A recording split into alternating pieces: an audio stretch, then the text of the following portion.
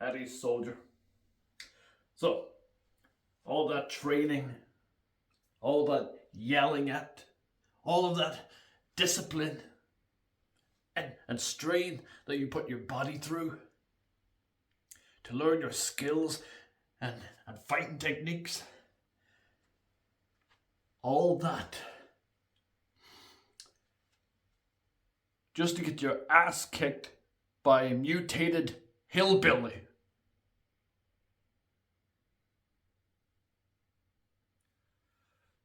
What a fucking waste, huh?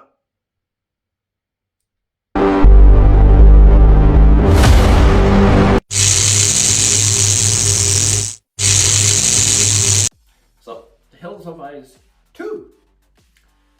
The movie takes place less than a year after the 2006 remake. So,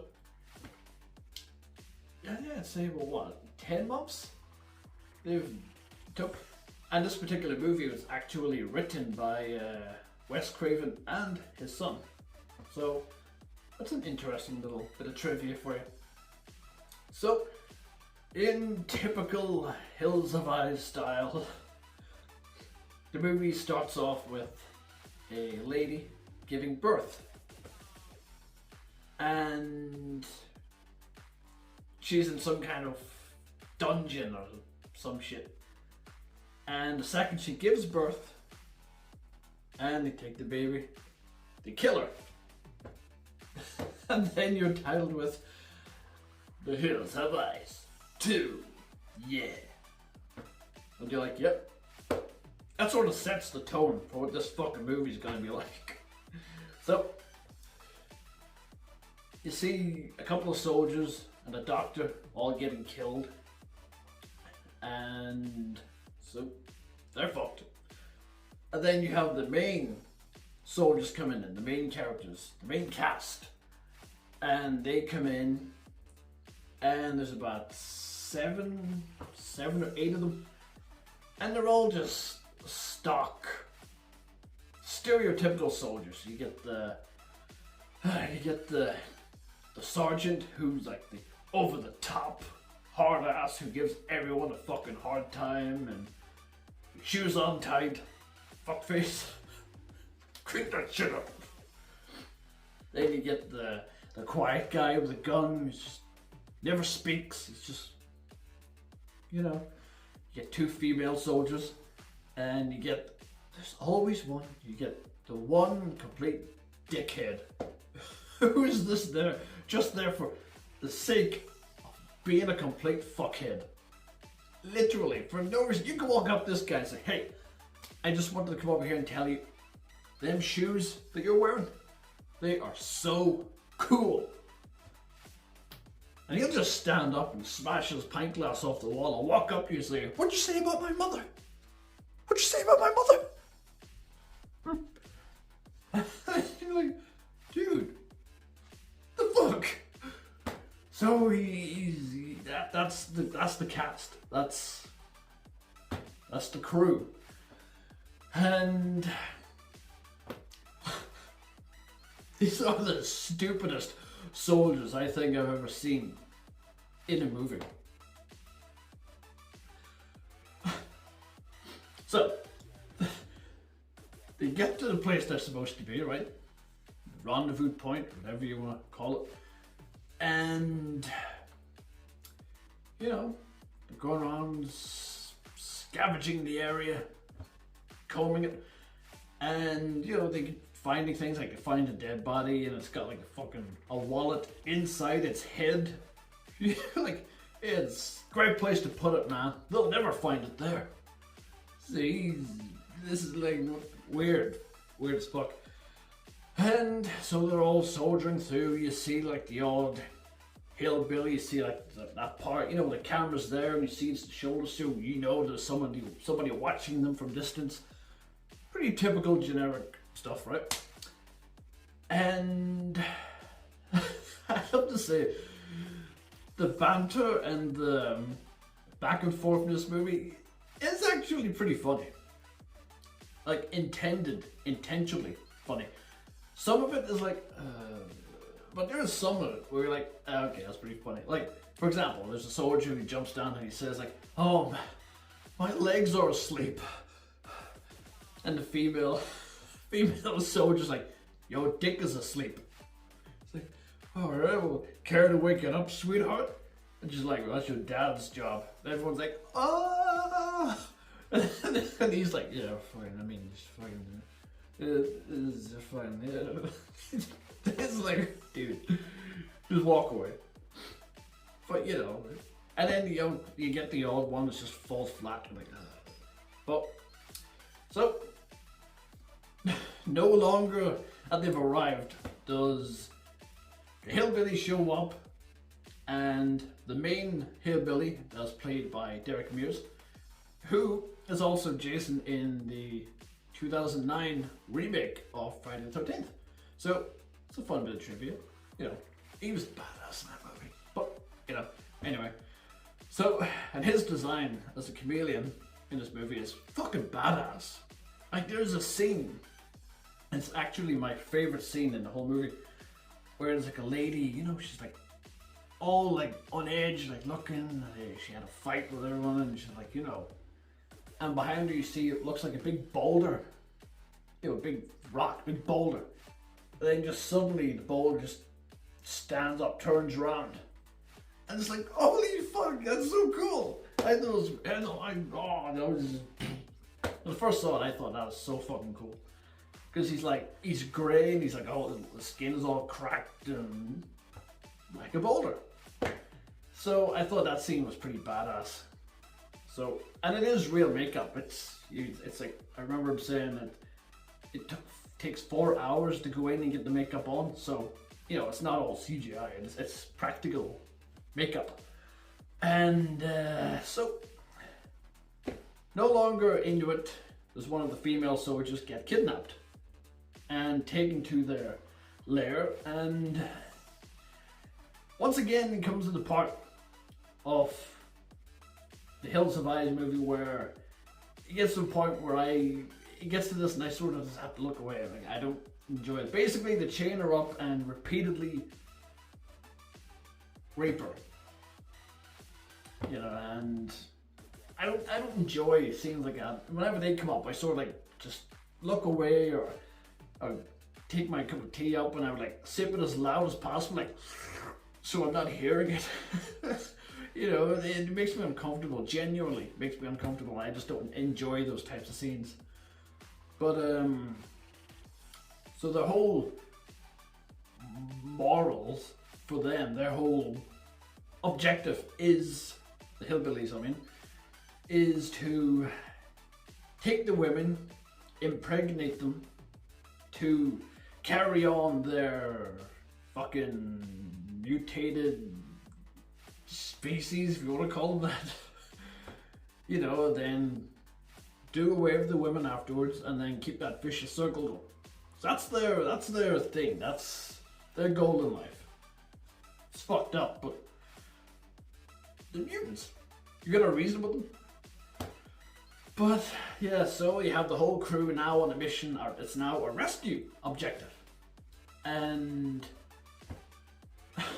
one by one, these soldiers, not all of them, but a good number of them, pretty much kill each other and themselves. They're that fucking stupid. Like, you get one soldier who accidentally shoots the Sarge. How the fuck do you do that? But I will say, credit where it's due, the acting is good. The acting is actually pretty decent in this movie, I thought, anyway. You know, like you have the guy who, after he accidentally shoots the Sarge, the state he gets into and he's crying is pretty good. So I have to give props for that. And then, so they get over the Sarge's death, they have a little squabble, they fight about it, you know, the usual. And then they carry on, they decide we have to take the Sarge's body with us, right? So they do that, take him with them. One of the soldiers gets pulled in to like, it's like a little hole, it's about that size, and he gets pulled in by one leg, and they're all grabbing him, they're trying to help him, like, you know, we got you, you know, and he gets practically fucking cut all the way. He's basically already dead at this point after he's done, and his legs is like snapped up like behind him, and he's begging him, please kill me, and like no, we're all in this together. He's dead, and even if you do save him, he's fucked. Put him out of his misery.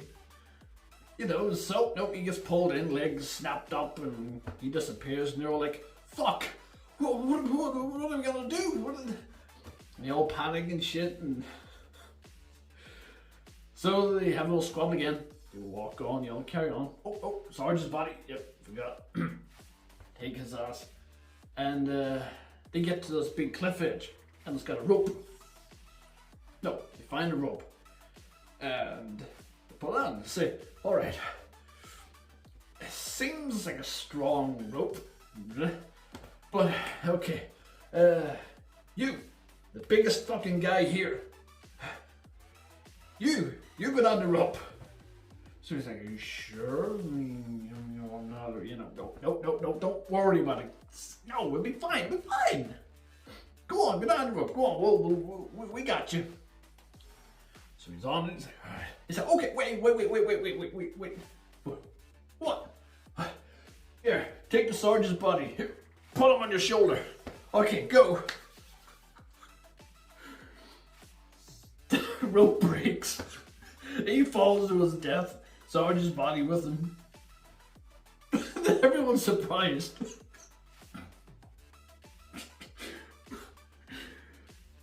Like, oh, I thought that rope would have been stronger. Fuck. This is like, what? Dude. So they carry on, leave his ass there, and like, we can't leave now, we gotta go down. He took the fucking rope with him. What do you want to do, jump? And they get a big squabble again, another squabble, and then they all leave and say, okay, we have an objective, let's find her. So you go off. The asshole, you know, that I told you about, the prick, he has a bomb, getting ready to blow this shit up. He has a detonator, accidentally drops it, blows himself up. I told you, these are the stupidest soldiers ever. You could have sent Chuck Norris on his own and he would have had this whole thing solved within a half an hour. You sent 8 soldiers. They're killing themselves. Fucking, oh god, so fucking. Then you have that one random as fuck scene, and it doesn't even add anything to the story. You have it, there's a guy and he runs into the toilet, he's one of the soldiers left behind with one of the females with the radio, while the rest is a crew going on a rescue mission. And he runs out of the cubicle, screaming, there's somebody in the toilet! Like, what? There's a hand! In the shitter! Oh, that's a fuck. It's like, what are you talking about? Opens the cubicle door. Oh, shit! Literally. Have a look. They see, yes, there is indeed a hand in the toilet screaming for help. I mean, I'd be the same if I were in that predicament. Yeah, I'd be screaming for help. So he's screaming his ass off, please help me, and they pull him out. This guy's full of shit. He's full of cuts everywhere. After they save him, he dies within 5 minutes. What was the fucking point of that? Yeah, okay, we've established this man had a shit day. I get it. But what did it add to the story? Oh god. So eventually they get to the lair, rescue the female soldier, thankfully, and eventually manage to kill the chameleon. You know, you put up a good fight though. And so they all manage to get out, the surviving soldiers manage to get out, and after they done away with the hillbillies and you think, oh, this is all over, yes. You get a copy and paste ending from the 2006 movie. Which, do you remember how that movie ended where they're all fine and, you know, the world, the day is saved, and then it zooms out into like binoculars on the top of a hill?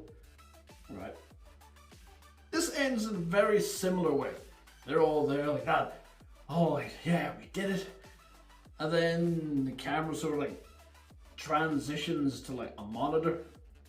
And then you get a hand beside it like somebody's watching them. Like fucking Inspector Gadget. Fucking hand in the monitor. Teasing a sequel. And the movie ends. So, yeah. Overall, you know what? A fun movie. I enjoyed it. Like, I don't remember watching it when I was younger. I would have been 16 when this came out, or 17, depending when it came out.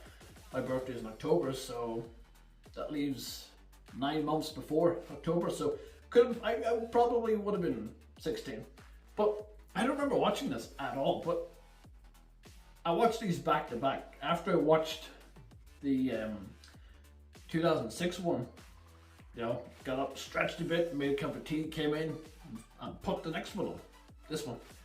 And I did enjoy it. It was a laugh, you know, there was, despite the stupidity, put that aside, it is actually a fun movie.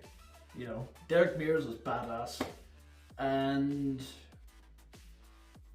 I would recommend watching it. It is a good time. It's one of the movies you can watch and just shut your brain off and just have fun with it, you know. And it's nothing special, but, you know, it's that. It's worth a watch. I'll put it that way. It is worth a watch. So if I would score it out of 10, I would give it 6.5 out of 10. And that's not bad. I could have given it a 2 out of 10. That would have been bad. Or 1. But no. 6 out of 10 is decent. So, totally recommend it. So yeah. Anyway, if you've made it this far, thank you for watching. I really wholeheartedly appreciate it. And if you think I've earned it, please like, subscribe, and yeah, I appreciate it, and I appreciate all of you. And yeah, thanks for watching. So, till next time. Oh, and don't kill anyone.